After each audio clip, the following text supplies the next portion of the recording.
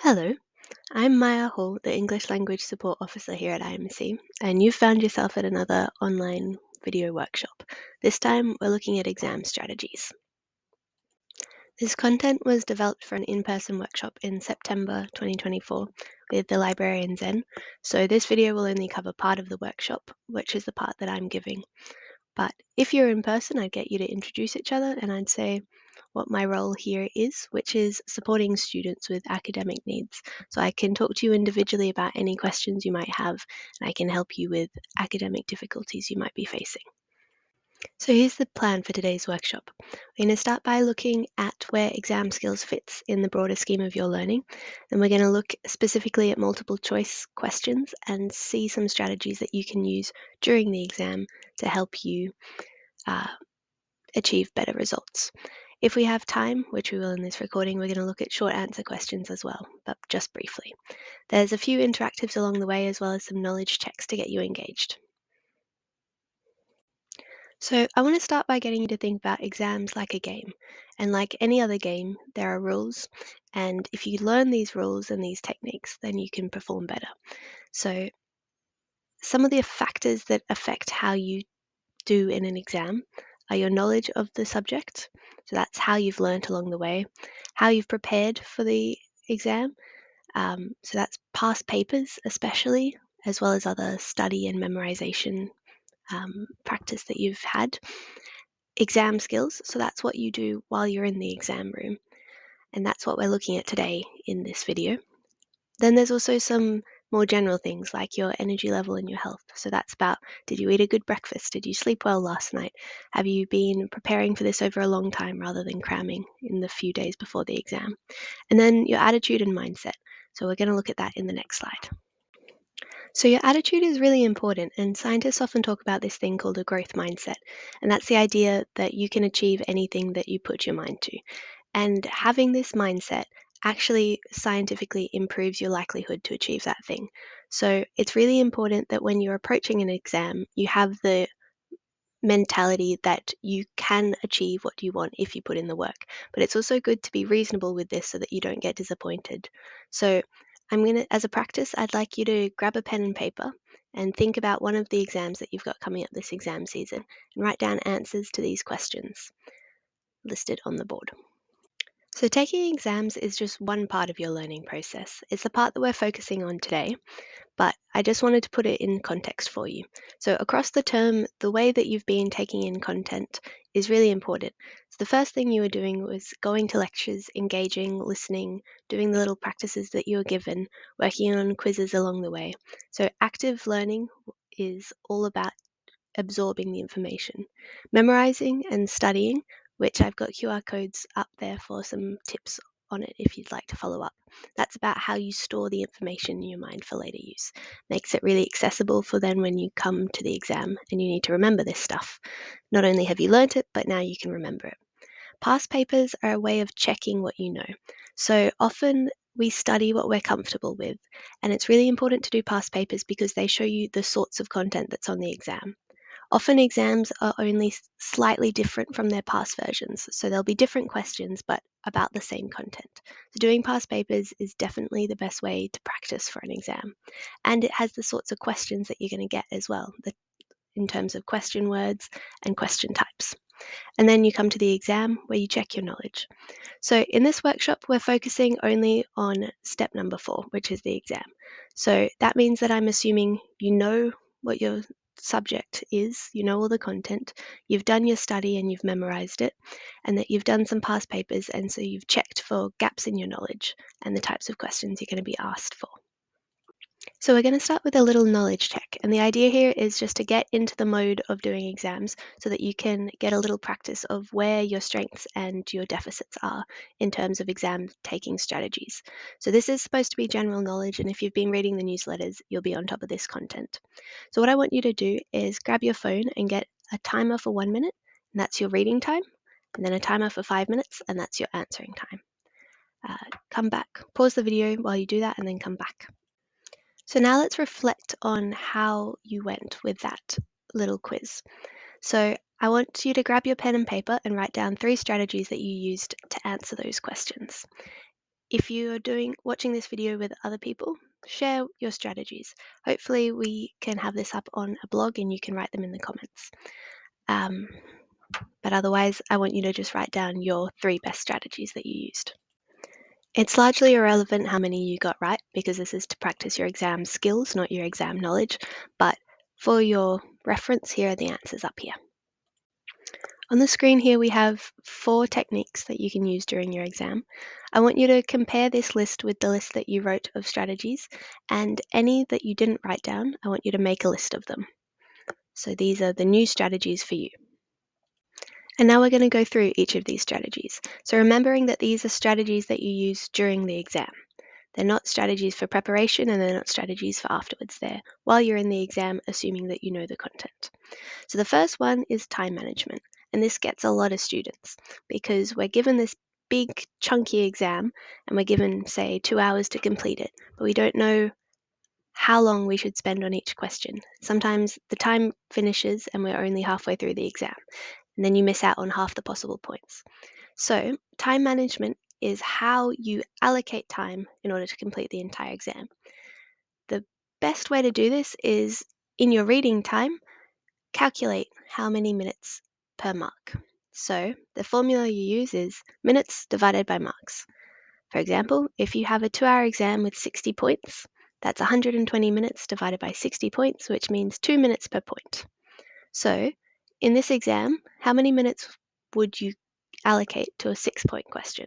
Have a think about it, and if there's a comment section, write it down or on your piece of paper. It's 12 minutes for a 6-point question. So on top of knowing how many minutes per point, there's also a little process that we can use when we enter the exam and we can follow it through. So this is about when you do each sort of question on the exam, and there's 7 steps in this process. So everyone does it differently, but this is what I recommend that you do, and it's proven to be quite effective. So the first thing is when you get into the exam and you have your reading time, or in the first 5 minutes of the exam, if you don't have reading time, you calculate the minutes per point. This is really useful, and write it down at the top of your exam so that you can refer back to it. The other thing is to flick through the exam, see how many questions there are, see how many multiple choice as opposed to short answer as opposed to long answer, and just to have an idea of what you're going to have to achieve. The next step is to do the multiple choice. So multiple choice is usually the easiest part of the exam because the answers are in front of you. You just have to choose the right one. And so it's really good for getting you in the mode of the subject. Your knowledge is primed for then when you get to the longer answer questions. So do the multiple choice and allocate as many minutes as you need for each multiple choice, but try and move through it quite quickly. If there's any that you don't know, just skip it and mark next to it. Then I want you to move on to the easy short answer questions, so ones that you can answer without difficulty, which is sort of obvious, I guess. And then after that, I want you to move on to the difficult short answer. So this might mean that you do question 10, then question 13, 14, and 17. And they're your easy ones. And then you come back and you do 11, 12, 15, 16. So you can jump around as you do this, but just make sure you do the ones you can do first. Step number 5 is the questions that you've skipped. So these are the questions that you don't have an answer for initially and that require quite a bit of thinking for you because you're lacking the content. So start with all these questions you should have marked next to them so that you know which ones they are to come back to. I want you to start with the ones that have high points because these are obviously the most valuable in terms of getting you marks in the exam. So start with those and then work your way to the ones that have low points. Now any that you've marked as difficult, come back and review what you've written. You'll have a lot more knowledge in your mind after you've been writing it down and fully immersed in the topic for a while.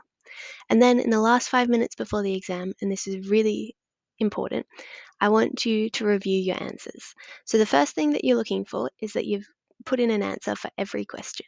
And this is really important because if you don't have an answer, then you have no chance of getting any points for that. But if you have an answer, even if it's just a guess, then you're going to get something, or you might get something, you have a chance. If it's a written thing, just write whatever you know about the topic. It might not be completely accurate, but there's a chance that you'll get some points. And then I want you to look over your responses to the difficult questions. So the easy questions, we're assuming you've got them right. The difficult questions, there's less chance of you getting them right. So in the last 5 minutes, read over them and add any extra information that you can think of or extra response. Okay, we're up to the second technique for your exam skills, and that is stress management. Now, obviously, exams are scary environments. You've prepared a lot, you feel like the stakes are really high, and you want to do the best that you can. So, a lot of students, and I remember myself as a student, experience a lot of stress, and this can feel different for all of us. This can be lightheaded, it can be heart beating fast, sweaty, all clenched up. But I think what's important to know first is everybody gets this. And if we have a good attitude towards the exam and we are reasonable with our goals and we've prepared, then there's no reason to feel stressed. But if we are feeling stressed, here's a way that we can think about it. So, stress is a biological response to fear or to danger, and it's developed to help us survive. So, stress actually gives us more power, more superpowers. You can think of this as an animal that's got a predator coming towards it. And as the predator comes, the animal is stressed and it runs faster than it has before. So it's actually able to achieve more when it uses this stress. So I want you to think about how you respond to stress. And if for you it's this sort of, what would you call that? That would be the flight response, I guess. If you can harness it and use it to achieve more, then I want you to do that, because some students, when they get the right amount of stress and the right type of stress, can perform better. The other thing that sometimes happens when you're stressed is that you shut down and you perform worse because you're overwhelmed by this response. So, if this is you, then forget the first advice. There's no benefit to keeping a healthy amount of stress. Instead, I want you to focus on de-stressing. So these are all the sorts of relaxation techniques you'll have heard a million times in meditation and yoga and all the mindfulness that is really important. And given it's coming up to October, which is the well-being month in Australia, there's probably a lot of events around your campus to focus on this. So if it's a deficit area for you, this de-stressing, have a look out for these events. But here are some tips you can use. So when we're trying to de-stress, what we're trying to do is to put our body in a state where it's not having its stress responses. And you can start with your body and then it's a reverse system. So if you replicate what an unstressed body looks like, then your mind will follow suit. So we can start by having some deep breaths, and you can count to 4 on the inhale, hold it for 4, and then 4 for the exhale. Do that 10 times. Close your eyes while you do it and just let your body relax. We can de-stress by knowing that we're prepared. So we can prepare our body by having a good sleep and a good breakfast and a coffee, and whatever else you know gets you feeling energized and capable. And then we can prepare ourselves by knowing the content of the exam. You know that you've studied, you've put in the work, and you're there and ready to do the exam. When we're stressed, we often tend to move really fast. So if you're not harnessing this stress, you need to pace yourself. So this goes back to time management. You have to know that you've got enough time to complete the exam. The exam was designed to be completed within the time you've been given, and you need to pace yourself. So trust. And then another thing is to look at the context around you. So this is just one exam of one subject in one semester. You've got a whole life, you've got a family, you've got friends, you're in an exciting city. There's lots of really important things going on. So, in the scheme of things, this exam isn't really that important. So, you can think about that and that your life will continue regardless of how you do on this exam, and good things will continue to happen. So the third exam strategy that we have is reading for clues. So this is when you get to a question and you don't know the answer. So you haven't remembered the content and your mind is coming up blank. But the question, and if it's a multiple choice, the possible answers have a lot of clues in there for you. So how do you read the clues? How do you get them out of there? There's 3 types of clues, and we're going to go through each of them. So on the screen, I have an example question. And the question is, explain how delegated legislation differs from subordinate. So we have 3 different colours here. The first color that we have is pink. So pink is for key information. This is what is the question about? What's the theme? So the answer needs to have this information in it. If the answer doesn't address this key information and both parts of the key information, then it's not the correct answer. The next color we have is yellow, which is for the question word.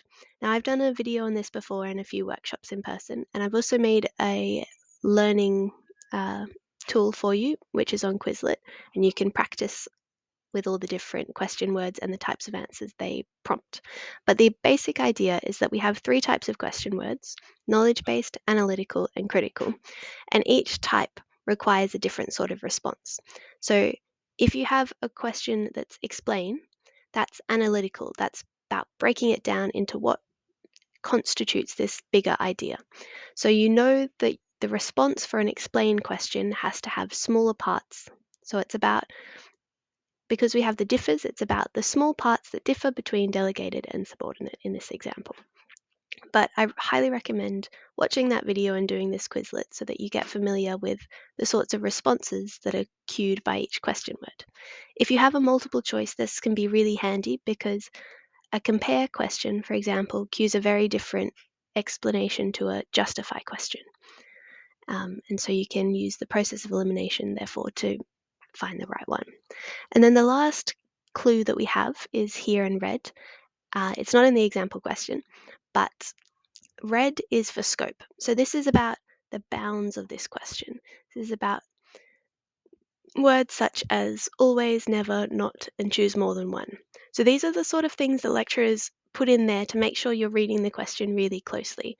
And they can often trick students because they can read a question and not notice the not, and therefore they answer the opposite question. These are really important to highlight in a particular color. And once you can pick up these clues, you can use the process of elimination to really quickly find which answers don't match all of the clues. So here we have some more information on informed guesses. And again, this is for when you don't know the answer. But we've found the clues in the question, and we're trying to figure out how we can use logic to answer the question rather than knowledge. So the first thing to note is that the process, or the reason for doing an informed guess, is because we don't want to leave any answer on the exam blank. If there's no answer, that means we have no chance of marks. So what are we going to do? First of all, we're going to use the process of elimination. So when you have a multiple choice question, you often have 4 possible answers, only one of which is correct. So once you've read the question really closely and you understand what it's looking for, you can go through and remove the answers that you know definitely are not correct. And that means that when you make a guess, the chances that it's correct are higher because you'll be choosing out of 2 instead of, say, 4. The next thing to remember is that your first guess is correct 9 out of 10 times. So there have been a lot of studies done on this, and when students second guess their answer, I think it was 30% less likely to get the correct answer. So what you feel the first time after you've followed these processes of logic is probably the correct answer. You have the highest chance of getting it right then. And the next thing is, if you are stuck between 2 and you have no gut feeling of which one's which, you can get your pen and write somewhere that's not going to be marked all the information you know about that topic. This is assuming that you have lots of time, so this is probably when you've come back to a difficult question that you've marked. But what this can do is it can prompt your memory around other things when you have these keywords that come up. I also want you to remember that there's no patterns whatsoever. So it's possible that it could be all A's for every answer of your quiz. And there's no chance that it's going to be A, B, C, D, A, B, C, D. Lecturers don't do this on purpose, and often they use software that randomly generates it. So if you are following a pattern in order to get the answer right, scrap it. Choose the same one all the way down. It has the same chance. And another thing to note is that when lecturers are writing your exams, they often put more detail in the one that's correct, because that's the one that is actually true. So if there's an answer that has more detail or more of the keywords than the others, that is likely going to be the correct answer. So use processes of logic instead of just a random guess when you don't know the answer. Okay, some final advice. So this is more general than the in-exam techniques, but these are things that have been proven by research to be quite effective. The one thing is to go for a 10 or 15-minute walk before the exam. You get your heart rate up, you get your blood moving, and then your brain is more likely to perform well. If you can, go outside, get some sun, get some wind. Maybe if you have calming music, listen to that, but just try and really de-stress and get your body in the right place so that your mind can follow suit. Something I used to do in exams was to bring in my drink bottle some cordial, like lemon cordial or Powerade or that sort of thing. And what that does is it has sugar in it. So every time that I took a drink and I was thirsty, then I also got a little bit more energy, which I found useful to maintain my momentum throughout the exam. If you have notes that you've written out, some summary notes, I highly recommend that the last thing before you sleep, the night before the exam, you read over your notes. Don't do any self-testing, just read them from top to bottom and then put them away and go to sleep. Often our dreams are informed by the last thing that we engaged with the day before. So if you have just read your notes, then your mind is going to be processing that while you sleep and you're more likely to remember what you've written down. And the last thing, if you have sensory associations that you've developed, so we talked about this in the study strategies section and workshops at the beginning of the term. These are things like when I study maths, I chew mint flavored gum, and when I study marketing, I chew bubblegum flavored gum. And what it does, or you can have it as a certain smell, like I wear this perfume when I study this, or I eat oranges when I study this. And what this does is it brings your other senses into it, so that when you then chew a certain gum, then your mind is already primed to associate it with the knowledge that you've remembered while you've been chewing it. It's not the most common strategy, but it does work for a lot of people. And even just having that process helps to get some people into the context of the subject. So if you've been doing that, make sure to bring it along to the exam again. And of course, best way to study is past papers. If you do nothing else, do past papers. If you are attending this in real time, there would have been a Kahoot to test your knowledge on this information that I've presented so far, but otherwise I really recommend that you go over it again and listen another time.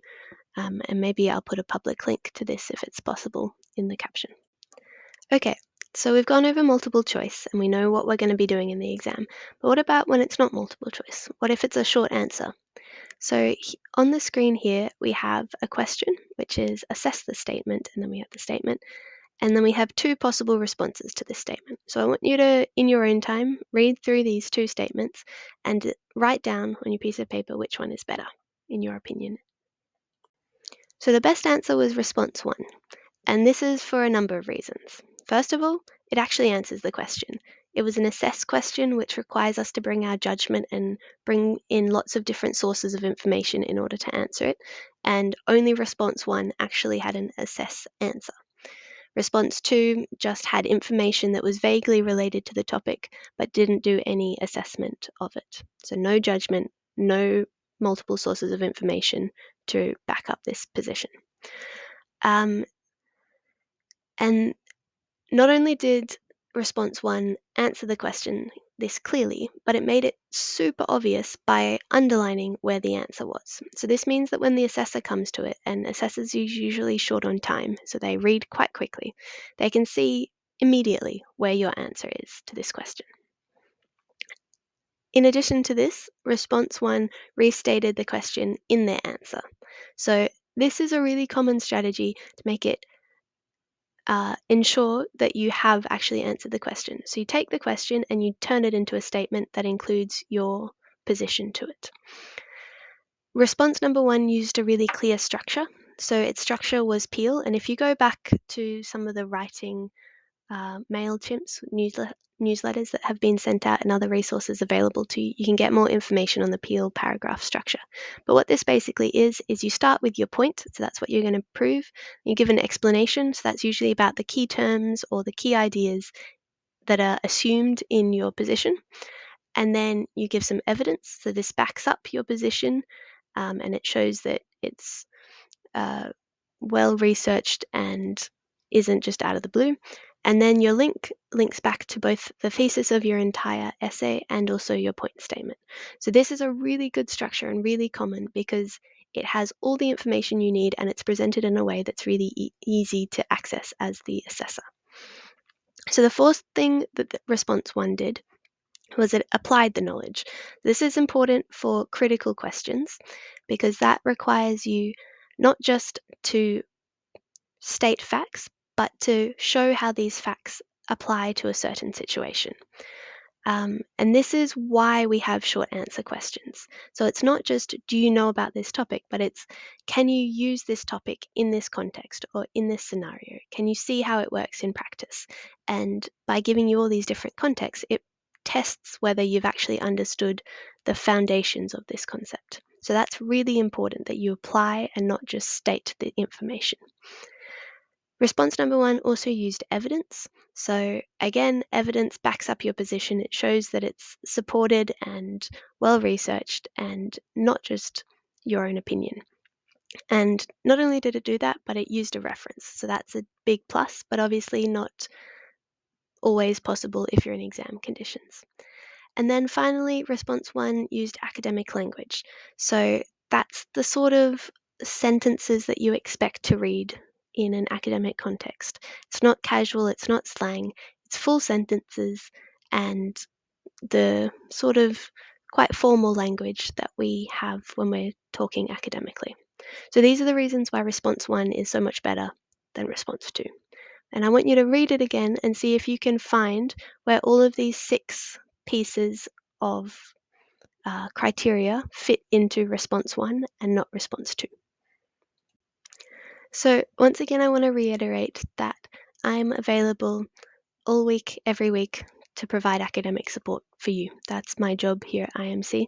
And so if you want to reach out to me for any reason that's academic, for example, you have a question that you find really difficult on your exam and you want to see how could I have answered this better, or you want feedback on an essay that you are going to submit next week, I can proofread that with you. Or if you want to practice presentation skills, we can set it up and then you can give me your presentation and I can give you feedback. All of these sort of things I'm more than happy and available to do.